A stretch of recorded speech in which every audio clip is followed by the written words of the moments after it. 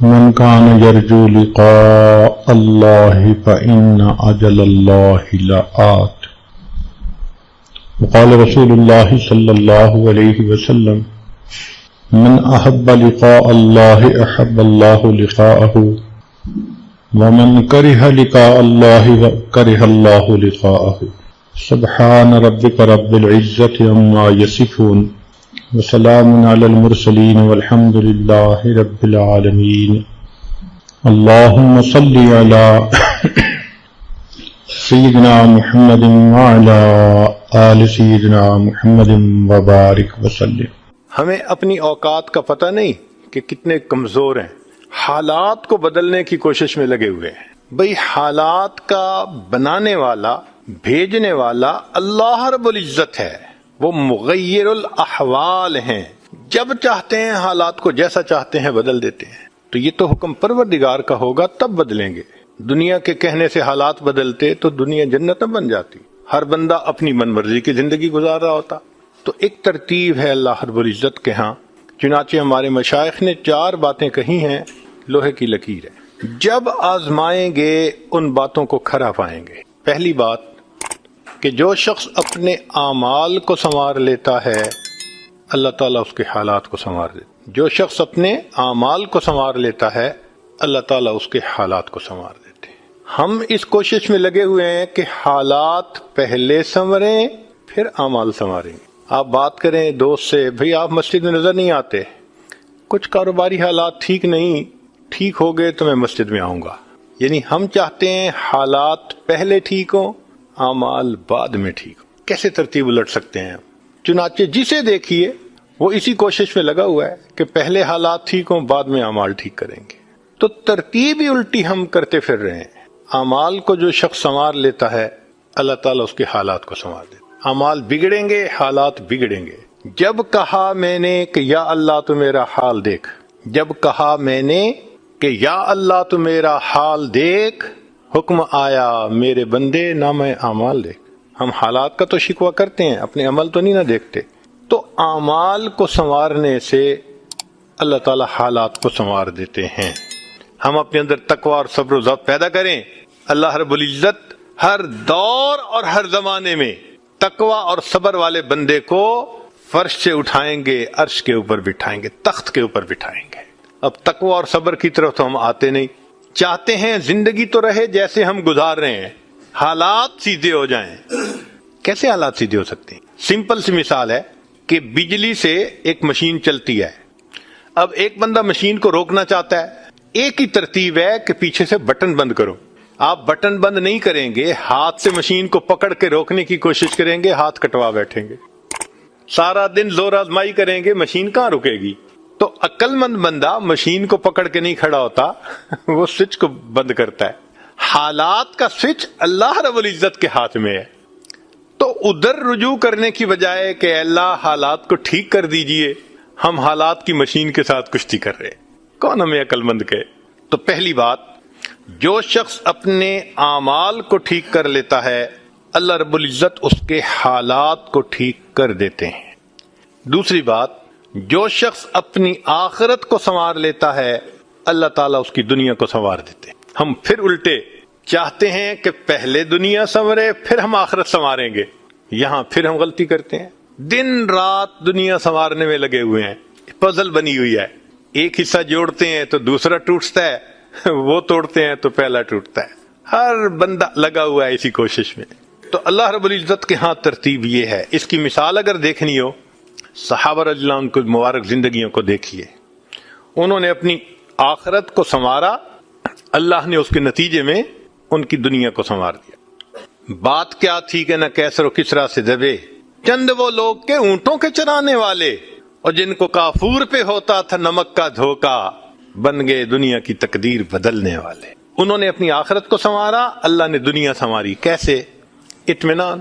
اتنا اطمینان کہ یمن سے جوان عورت چلتی ہے اور مدینہ طیبہ پہنچتی ہے، اور پورے راستے میں کوئی اس کی طرف آنکھ اٹھا کر دیکھنے والا نہیں ہوتا. اللہ نے مال و دولت کے اتنے ڈھیر عطا کیے تھے. انس اللہ عنہ کہتے ہیں کہ میں لکڑی کاٹنے والے کلہاڑے سے سونے کی اینٹوں کو توڑا کرتا تھا. اب لکڑی کے کلہاڑے سے جو سونا ٹوٹے گا وہ تولوں میں اور گراموں میں تو نہیں نہ ہو سکتا. اللہ نے اتنی دولت ان کے قدموں میں ڈال دی تھی. بچہ پیدا ہوتا تھا اس کا روزینہ متعین تھا. سیدنا عمر رضی اللہ عنہ نے ایک رات دیکھا ایک عورت چھوٹے سے بچے کو روٹی کا ٹکڑا کھلانے کی کوشش کر رہی ہے, بچہ رو رہا ہے. پوچھا کیوں کر رہی ہو؟ کہنے لگی کہ امیر المومنین نے قانون بنایا ہوا ہے کہ جب بچہ دودھ چھوڑے گا پھر ہم بیت المال سے روزینہ متعین کریں گے, تو میں کوشش کر رہی ہوں. عمر رضی اللہ عنہ آئے, بہت روئے. صحابہ کہتے ہیں کہ اس دن فجر کی نماز پڑھائی, قرات کے اندر اتنا گریا اور بکا تھا کہ ہمیں سمجھنا مشکل ہو رہا تھا, اتنا رو رہے تھے. ہم حیران تھے آج امیر المومنین کو کیا ہوا.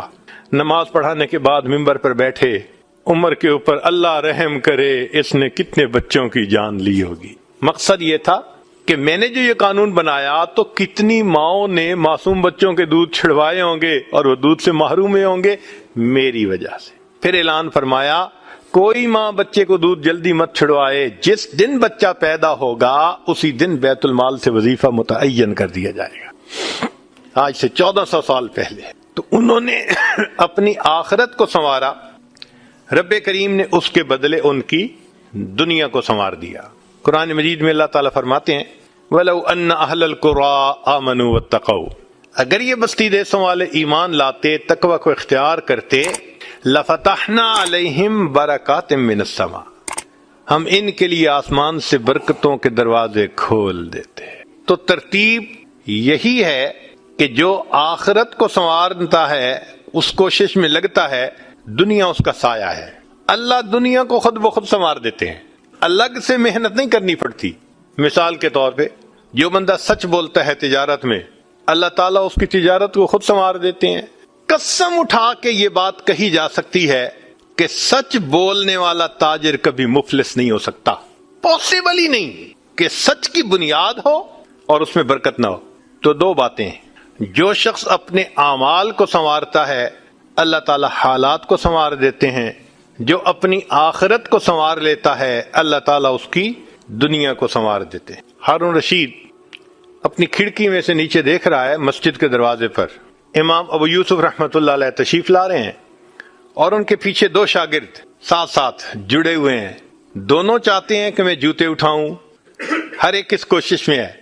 جب امام ابو یوسف رحمۃ اللہ نے جوتے اتارے تو ان میں سے ایک بچے کا ہاتھ ایک جوتے پہ پڑا, دوسرے کا ہاتھ دوسرے جوتے پہ پڑا. دونوں نے ایک ایک جوتا اٹھا لیا. پھر انہوں نے فوراً آپس میں یہ طے کر لیا کہ ایک نے کپڑا بچھایا رومال, ایک نے بھی جوتا ڈالا, دوسرے نے بھی اس میں ڈال دیا. ایک نے ایک طرف سے پکڑ لیا, دوسرے نے دوسری طرف سے, کہ دونوں کو جوتے اٹھانے کا اجر مل جائے. حضرت آگے جا رہے ہیں اور پیچھے دو طالب علم اس طرح جوتے لے کے جا رہے ہیں کہ رومال کے اندر جوتے ہیں, ایک نے بھی پکڑا ہوا ہے دوسرے میں بھی پکڑا ہوا ہے. ہارون رشید نے دیکھا تو ٹھنڈی سانس لی. بیوی نے پوچھا ہارون رشید کیا ہوا؟ کہنے لگا یوں تو دنیا ہمیں بادشاہ کہتی ہے, ہمارے جوتے اٹھانے کے لیے بھلا کون جھگڑتا ہے. یوں تو دنیا ہمیں بادشاہ کہتی ہے, ہمارے جوتے اٹھانے کے لیے بھلا کون جھگڑتا ہے. جو آخرت سنوارتا ہے اللہ ایسے دنیا سنوارتے ہیں کہ دنیا جوتے اٹھانے کے لیے جھگڑتی ہے. تو فرمایا کہ جو اپنی آخرت کو سنوار لیتا ہے اللہ تعالیٰ اس کی دنیا کو سنوار دیتے ہیں. چنانچہ ایک سیاح ہندوستان آیا گھومنے پھرنے کے لیے, اجمیر شریف بھی گیا. وہاں اس نے حضرت خواجہ معین الدین چشتی اجمیری رحمۃ اللہ علیہ کے مزار پہ دیکھا مسلمان بھی آ رہے ہیں اور ہندو بھی آ رہے ہیں اور سکھ بھی آ رہے ہیں. اللہ کی شان, اللہ رجوع دے دیتا ہے نا, سبھی آ رہے ہیں دعائیں مانگ رہے ہیں. تو وہ بڑا حیران کہ ہر کمیونٹی کے لوگ آ رہے ہیں, ہر مذہب کے لوگ آ رہے ہیں.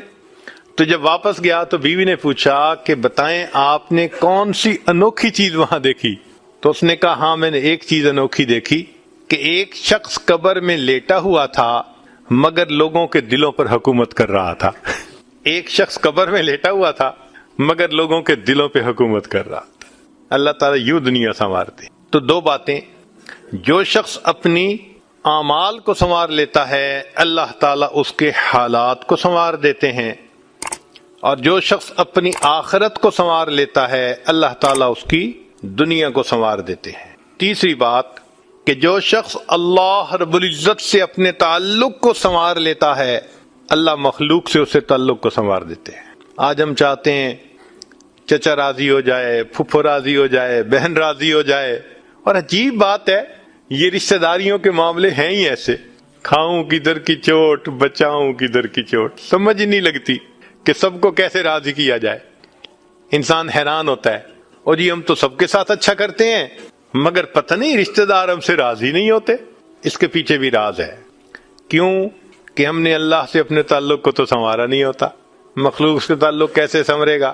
تو فرمایا کہ جو شخص اللہ رب العزت سے اپنے تعلق کو سنوار لیتا ہے، اللہ تعالیٰ مخلوق کے ساتھ اس کے تعلق کو سنوار دیتے ہیں. اگر اس کی مثال دیکھنی ہے تو نبی علیہ الصلوۃ والسلام کی مبارک زندگی کو دیکھیے. ایک وہ وقت بھی تھا کہ جب اپنے رشتہ دار نبی علیہ الصلوۃ والسلام کو تکلیف پہنچاتے تھے. آپ بازار میں آگے آگے دعوت کا کام کرتے تھے اور پیچھے آپ کا چچا ابو لہب لوگوں کو کہتا تھا کہ یہ شخص غلط بیانی کر رہا ہے، تم اس کی بات مت ماننا. اپنے مخالفت کرتے تھے. ایک وہ وقت بھی تھا. پھر ایک وہ وقت آیا کہ جب اپنوں نے مکہ مکرمہ میں جینا تنگ کر دیا اور نبی علیہ الصلوۃ والسلام نے بیت اللہ کو دیکھ کر کہا، بیت اللہ میں تجھے کبھی نہ چھوڑتا مگر مکہ کے رہنے والے مجھے یہاں بسنے نہیں دیتے. مبارک آنکھوں میں آنسو تھے اور اللہ کے حبیب جدا ہو رہے تھے. پھر کیا ہوا؟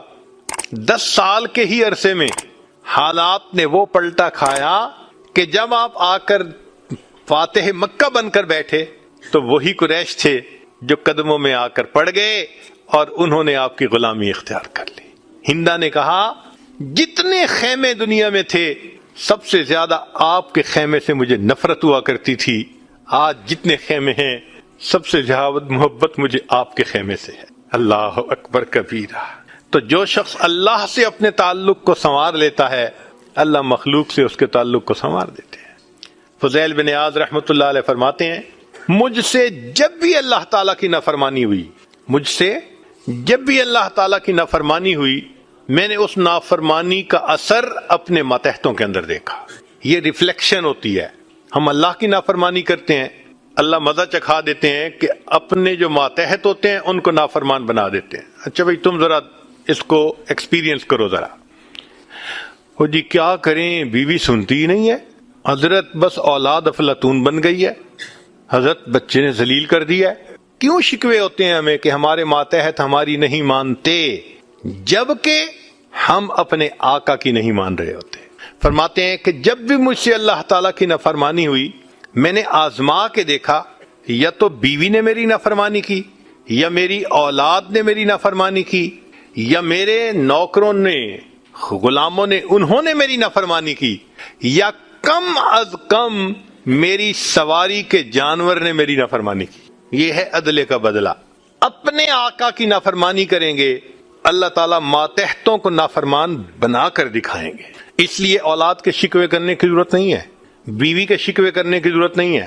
سمپل سی بات ہے، اللہ رب العزت سے اپنے تعلق کو سنوار لیجئے، اللہ تعالیٰ مخلوق سے ہمارے تعلق کو سنوار دیں، سب کے دلوں میں محبت ڈال دیں گے. سیدنا امیر معاویہ رضی اللہ عنہ نے خط لکھا ام المومنین سید عائشہ صدیقہ رضی اللہ تعالی عنہا کو کہ ام المومنین آپ امت کی ماں ہیں، آپ مجھے کوئی نصیحت فرمائیے.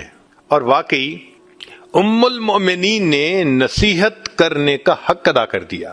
وہ نصیحت پڑھ کے پتہ چلتا ہے کہ انہوں نے نبی علیہ الصلوۃ والسلام کی صحبت یافتہ ہونے کا ثبوت پیش کر دیا. ام المومنین نے مختصر جواب لکھا، فرمایا دیکھیں اگر آپ مخلوق کو خوش کریں گے، اللہ کو ناراض کریں گے، اللہ ساری مخلوق کے دل میں تمہاری نفرت ڈال دیں گے، یہ اندر سے تم سے نفرت کرتے پھریں گے. اور اگر تم اللہ کو راضی کرو گے، گو کہ مخلوق ناراض ہو رہی ہے، اللہ تعالیٰ اسی مخلوق کے دل میں تمہاری محبت ڈال دیں گے، یہ سب تمہارے دوست بن جائیں گے. تو اصل تو اللہ کو راضی کرنا ہے. تو فرمایا کہ تم اللہ سے اپنے تعلق کو سنوار لو، اللہ تعالیٰ مخلوق سے تمہارے تعلق کو سنوار دیں گے. تو اولاد کو نیک بنانے کا سب سے آسان طریقہ خود نیک بن جائیے. جو خود نیک بنتا ہے اور اللہ کے حکم کو توڑنے سے باز آ جاتا ہے، اللہ تعالیٰ اولاد کو مطیع اور فرمانبردار بنا دیتے ہیں. تو اب تک 3 باتیں. جو شخص اپنے اعمال کو سنوار لیتا ہے، اللہ تعالیٰ اس کے حالات کو سنوار دیتے ہیں. جو اپنی آخرت کو سنوار لیتا ہے، اللہ اس کی دنیا کو سنوار دیتے ہیں. جو شخص اللہ رب العزت سے اپنے تعلق کو سنوار لیتا ہے، اللہ مخلوق سے تعلق کو سنوار دیتے ہیں۔ حدیث مبارکہ میں ہے، جب بندہ عبادت کرتا ہے اور اللہ تعالیٰ خوش ہو جاتے ہیں، دعا جبرائیل، اللہ تعالیٰ جبریل علیہ السلام کو بلاتے ہیں اور بتلاتے ہیں کہ جبرائیل میں فلاں بندے سے محبت کرتا ہوں۔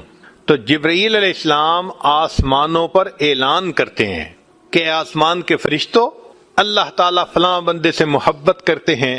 یہ اعلان سن کر سارے فرشتے اس بندے سے محبت کرنے لگ جاتے ہیں۔